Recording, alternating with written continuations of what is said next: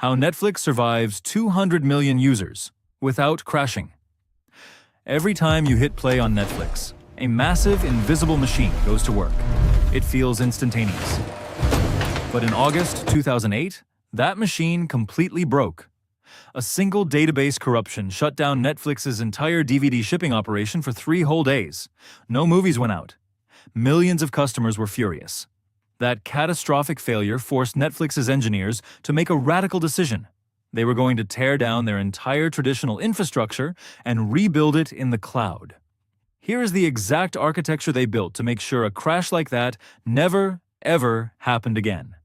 Back in 2008, Netflix ran on what developers call a monolithic architecture. Think of it like a massive single-engine ship.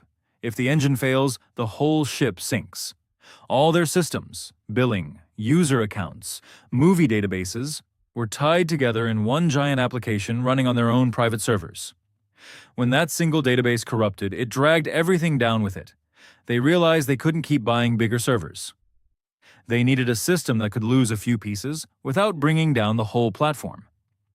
The solution was breaking that massive ship into a fleet of thousands of tiny speedboats. This is called microservices. Today, Netflix doesn't run as one single app. It is actually made up of over 1,000 individual, independent services. There is one service just for your continue watching list. Another entirely separate service just handles billing. Another handles the recommendation algorithm. If the billing service crashes today, you can still stream your movie perfectly fine. To pull this off, they completely abandoned their own physical servers and moved everything to Amazon Web Services. By distributing their infrastructure across global AWS cloud regions, they ensured that if a data center in Virginia goes offline, a server in Europe instantly takes over. But having a distributed system wasn't enough. They had to prove it worked. So Netflix engineers built something crazy. They created a software program called Chaos Monkey. Its only job is to intentionally break things.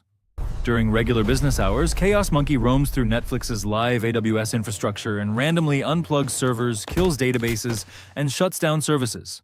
They purposefully break their own systems in production to force their engineers to build software that automatically recovers from failures. Because they constantly test for disaster, when a real outage happens, the system fixes itself before you even notice a buffer screen. Netflix survived 200 million lion users, not by preventing failures, but by designing a system that expects things to break.